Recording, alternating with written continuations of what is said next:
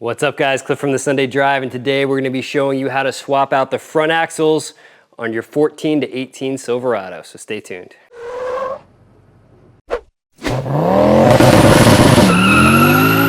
So welcome back to the channel guys. We are once again on my 2014 Silverado that we all know and love, and today we are swapping out the front axles.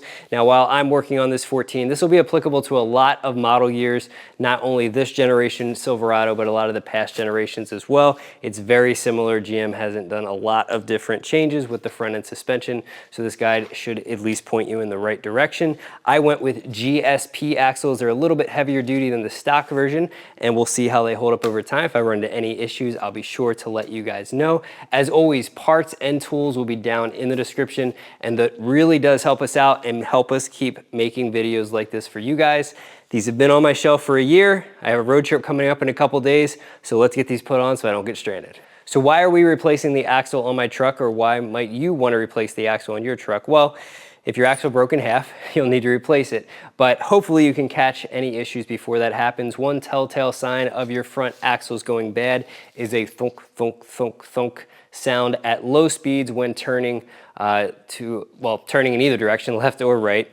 It'll generally be more prevalent on one side or the other. They don't always go bad at the same time. And what that thunk, thunk, thunk is your CV axle, or maybe your CV axle, starting to go bad where there's some play in that joint. Instead of being completely meshed together, it's starting to slip a little bit, and you're hearing that thunk, thunk, thunk. So if that goes unaddressed for too long, it can completely lock up and bind up in here, and eventually you'll have failure of the axle and you'll have a bad day. So get this replaced before that happens if you're hearing that sound. So here we have our side-by-side comparison of the stock and new axles. So these fittings do seem a little bit more billet than the factory options right here.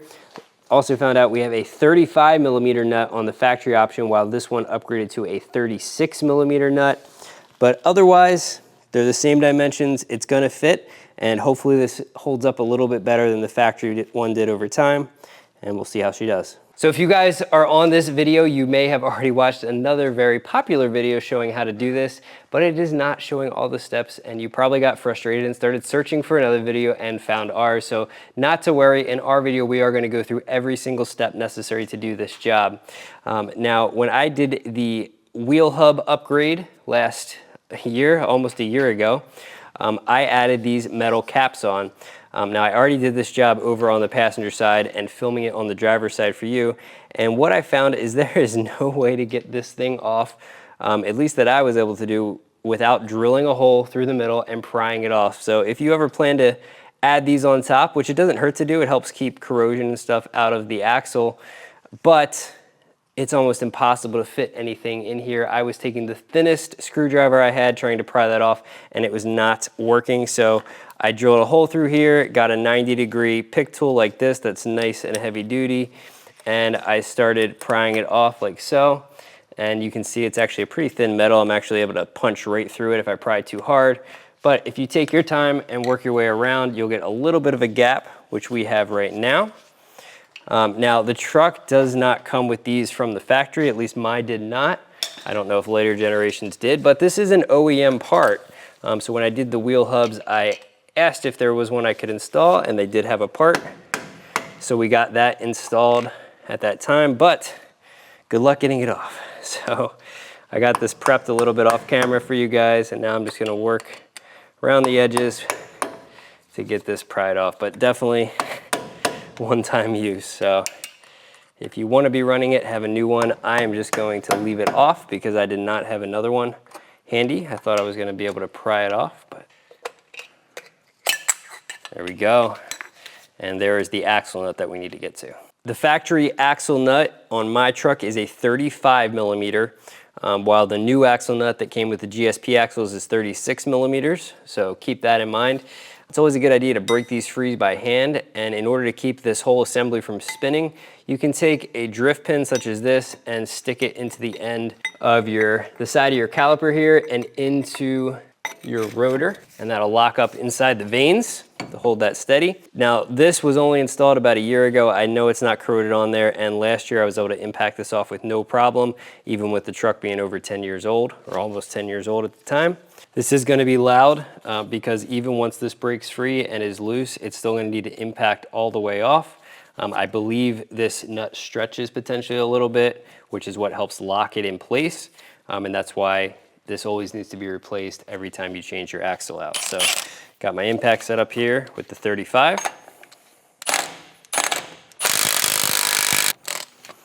And you can see it's impacting with a lot of force all the way off.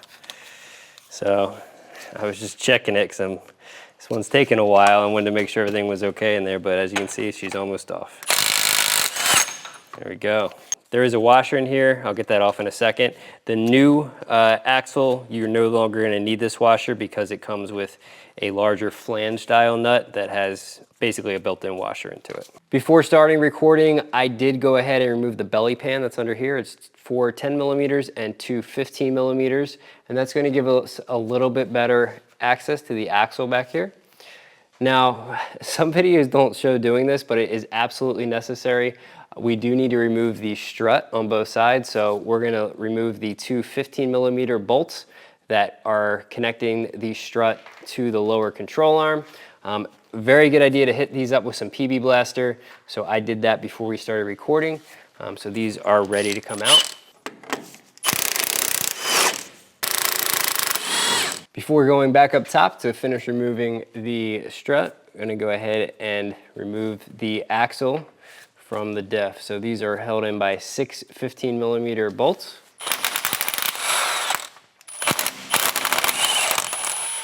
Now, if you've added a drift pin, you're not gonna be able to rotate this around. So I'm gonna pull that pin out of the caliper. And now I can rotate this axle around. There you go, and have access to the next bolt.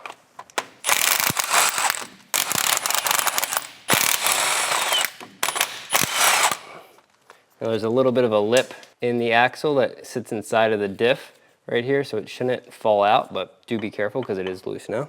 Now we need to remove 3 18 millimeter nuts at the top of our strut assembly right here, and that's gonna allow us to pull this out of the way and get that axle out. You can also loosen the end link holding the sway bar to the lower control arm to get a little bit more freedom of movement with that lower control arm. That's a 15 millimeter nut and bolt. I did attempt to do that on mine, but these are only a few years old and they're already seized up really badly. I was able to loosen this one about 1/2 inch, but it was starting to bind up pretty bad, and I don't want to break that and leave myself stranded. So if you're doing this job and it's been a long time since you've changed your end links, probably a good idea just to get those swapped out, give yourself a little bit more clearance, and have the peace of mind of knowing your end links aren't going to snap on you anytime soon. But let's go ahead and get these 3 18 millimeter nuts out of the top. There are a few grommets clipped into the top of the nut and stud right here. The passenger side had 4 of these, 2 on 2 of the studs. This side looks like it just has 2 potentially. 1 on this front one. There you go. Looks like we have 1 back here, possibly 2 on this rear one. Just the same style as the front, all right. Got those both pried off. Now we're gonna take our 18 millimeter box wrench, ratcheting box wrench here is gonna be a lifesaver. Get these nuts broken free.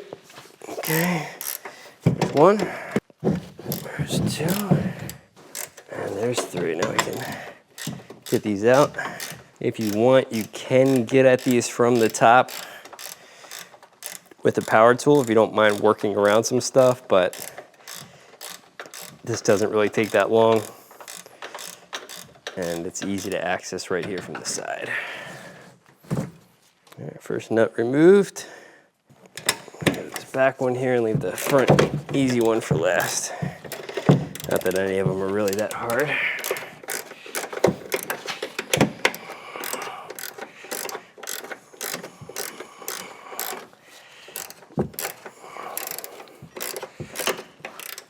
And in case I didn't mention it earlier in the video, we did upgrade to kryptonite wheel hubs or wheel bearings on this truck. And we have a video guide showing how to do that, which we'll have linked down in the description and up above.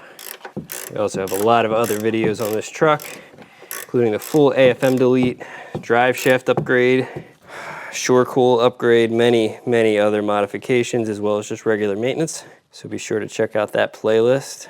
And we have a lot more videos planned for this truck. Okay, got our 3 nuts out. Now we can go ahead and we're gonna push the bottom of the strut in towards the center, and that's gonna allow us this to drop down and lift out through the top. You can also just take it fully out the bottom, but I think it's a little easier to come out the top. Now, I do have my end link loosened a little bit, like I mentioned, so I have a little bit more play with this lower control arm, but you can do this with the end link fully tightened. If yours starts to jam up on you here, you can take a pry bar, get some leverage, and pry that out. So I'm applying just a little bit of upward force, get some of that tension off. There we go. All right. Now this is kind of heavy, so have a good grip on it, because once you pry it off, it will want to drop. All right. And we can come right up and out the top, easy peasy. If you're replacing your axle like we are, you can just take a mallet and beat on this end until it comes out. However, if you're doing this removal for some other reason and reusing your axle, you don't want to hit right on this face, because it can mushroom this and mess up the threads.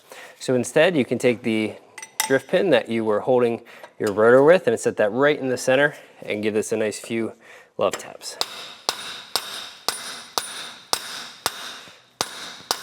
All right. She is loose, I can push it in and out. And there's that washer I mentioned earlier that we won't be reusing. If you are using the OEM style nut, you will want to reuse that, but with the GSPs, it is a different nut. All right, so we get that loose. So at the back here, I'm going to push this towards me a little bit to get this free of the diff, and then drop that right down like so. I can push this out. There we go. And out she comes. So this driver's side was the axle that I thought was going bad. And if I play with this, you can see that movement here in the CV joint. And we'll see if we can pick up the sound at all. You can just hear that. Definitely was starting to go bad. It had been going bad for about a year, but not surprising with an axle that has 150,000 miles on it. And here's our new one. You can see it's moving right there, but it's not loose like that one is, where I could just kind of force it back and forth easily. This one has some resistance to it, and it feels more like a steady resistance the whole way. No thumping or anything, so that's what you want. Take the new axle, and we're gonna slide that up from the bottom, just like we removed the old one. All right. We're gonna feed that into the hub. And you definitely do not want to force it into your hub. It should slide through easily. And if it's not, then your splines are misaligned. So unlike BMW axles that we work on a lot, where you actually have to use a tool to pull this through the knuckle, it's extremely annoying. This one should just push in by hand. Now it will pull in a little bit more with the nut, but it'll definitely be started by hand. So make sure you can get that seated in there. You should have tons of threads showing just like this. Now we can get this pushed back and set up, and you can see how there's a little bit of an indent right here. This little bit of a ring, and the axle has a part that's gonna sit inside of that, and that's what kept the axle from sliding out when we removed those 6 bolts. A little bit of dust in there. All right. So I'm gonna set that up, kind of line up my holes. Now you can go ahead and reuse these bolts. I'm gonna just take a wire brush and clean them up. When I pulled them off, it did appear that they had a little bit of Loctite on them, which would make sense since this is experiencing a lot of vibrations. So we're just gonna put a tiny bit. You do not wanna use a lot. You don't want to round these off in the future, trying to get them off, because you went a little bit too aggressive with the Loctite. And definitely do not use red. Red is if you never want to remove them again. ever. Blue is kind of in the middle. There's also a green Loctite, which is stronger than blue, but will still break free. Just gonna put a little dot on like that. A little more would probably be okay too, but with Loctite, it's usually better to go a little bit less than more. So I'm just gonna get all of these prepped. And I'm not even really squeezing the tube here. I'm just kind of tapping it until a couple drops come out onto the bolt. There we go. All right, you're gonna wanna get all these started by hand because there is a little bit of play in the axle. And you don't wanna tighten that first one up and then have the other 5 misaligned. They should thread in easily, so if they're not, shift the axle a little bit until they do. Rotate that around. And for all of the fasteners, we will have the torque specs down in the description of the video. We're gonna go back in a little bit and get those torqued down. I'm gonna get our axle nut started on here. And again, I'm gonna torque that down a little bit, just gonna thread it on. And as you can see, it has a much larger flange at the base, making up for that washer, which now is not needed because it would be redundant. Now this strut assembly can only go on one way, and the way you know it, you have it correct, is one of the bolts needs to be directly at the front point. So this triangle, this point of this triangle should be directly pointing outward from the side of the truck, and it can't be any of the other directions because then this base would not line up with the lower control arm. All right, so we are going to go in this way. I'm gonna rest that right there on the upper control arm, and I'm gonna have a couple of my nuts ready in the left hand there. All right, and I'm just gonna set them here so I have them ready to go.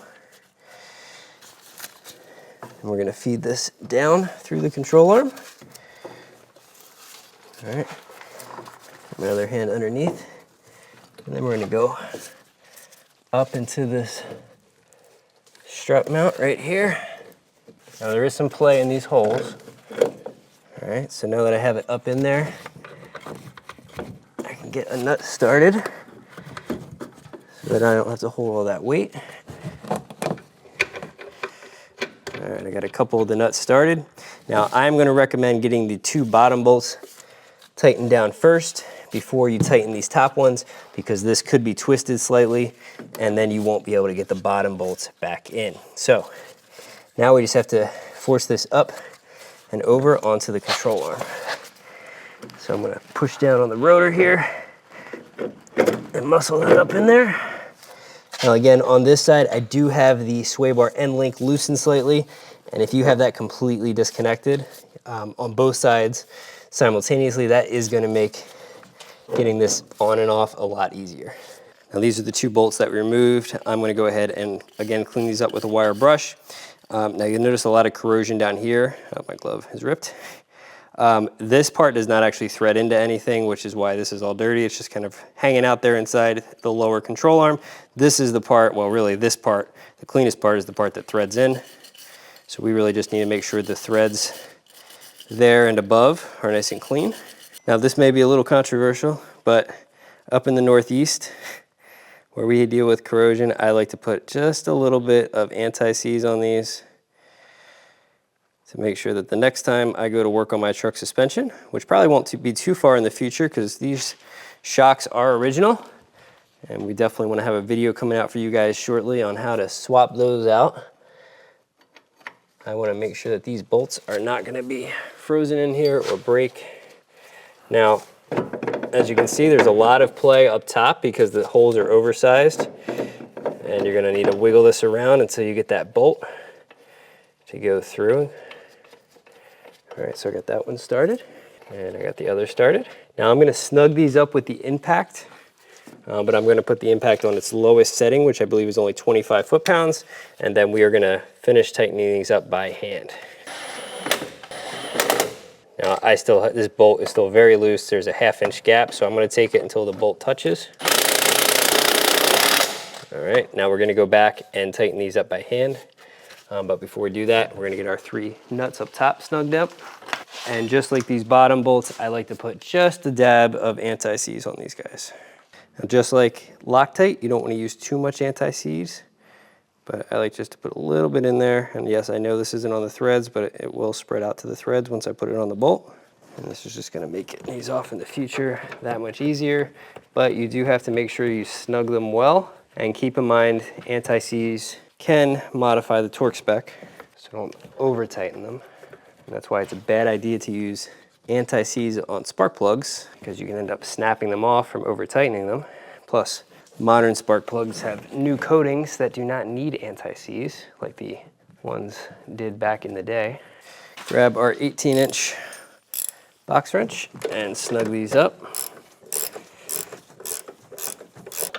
I'm gonna snug all of these up somewhat evenly. I'm not gonna kill one of them. Just like putting a wheel on. Anytime you have multiple bolts holding something down, it's always a good idea to try to tighten them up evenly. Not as critical for this, but doesn't hurt. And once you got all of these tightened up and torqued down, don't forget to go back and clip on the wire harnesses to the top of the studs. After torquing these down to spec, clip your wire harnesses back on. There was one on this back corner and one right here. On the other side, there were also a couple harnesses you had to clip in. Back underneath the car, we're gonna go ahead and torque these two lower bolts to spec. Reinstalling our trusty drift pin into our caliper and rotor. We're gonna go ahead and torque the axle, and if you need to know how to change out your brakes on your Silverado, we have a nice video showing how to do that. And we're gonna torque these down to spec. Do these in somewhat of a star pattern. I can't quite get to the top one, but I'm gonna skip over one here. Go to this next one and make sure we're tightening down evenly. Obviously, I'm doing this the hard way. I could just pull the drift pin and rotate this around, but I'm getting to show off the torque wrench here a little bit. There we go, got it. And when you are torquing things down, you wanna ease into that torque. You don't wanna be slamming this, because that's an easy way to overshoot your torque. I'm gonna double check all these, make sure they're all torqued, and then I'm gonna rotate the axle around and get that last top one. Again, there are 6 of these. And when you are torquing with the wrench, you always wanna make sure you're holding from the hand grip area, because that's where it calculates the torque being applied from. All right, let's rotate her around and get that last one up top. Now we're ready to come back down, but before I do that, I'm gonna reinstall my belly pan. I'll show you guys where all the bolts go for that, and then we'll go out, torque that axle nut, and we'll be ready to go. So here's the belly pan that I removed off camera before starting the video. It's gonna mount right here like this. And we're gonna have those two 15 millimeters go all the way in the top front right here. And I definitely recommend using anti-seize on these bolts. I still have some left in there from the last time I installed this, so they should be good. Now there are 4, or there's supposed to be 4 10 millimeters holding this on, but one of mine snapped off. So I only have 3 10s holding this in place. So there's one there. I think this is my snapped off one. There's supposed to be one more there. And then we have 2 more right here towards the rear. But again, that bolt snapping off is exactly why it's a good idea to use anti-seize on these guys, because they are definitely getting exposed to all the elements, and then water just kind of seeps down in there with salt and everything and corrodes these out very quickly. All right, now I'm going to snug them with my impact and then go back and tighten them by hand.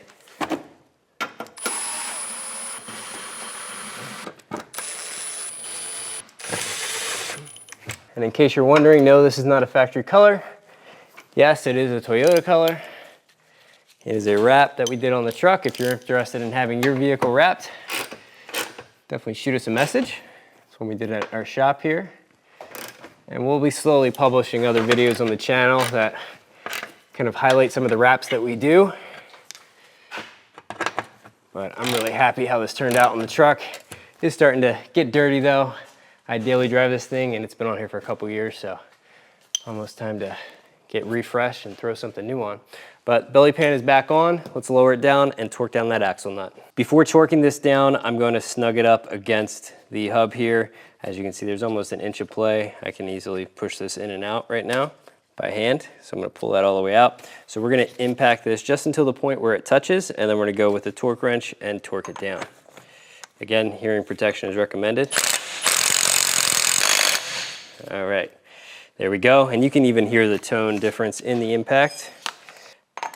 Now that we've taken up all the slack in the bolt, we're gonna torque this down to spec, again with our drift pin in here. And you wanna make sure this is a pretty solid drift pin because you're torquing this pretty high. Again, we'll have the torque specs down in the description, and you don't want this thing snapping off and going flying or anything. So also, if the rotor's really old, potentially something in there could go as well. So just something to keep in mind. Always a good idea to wear eye protection whenever working on a car.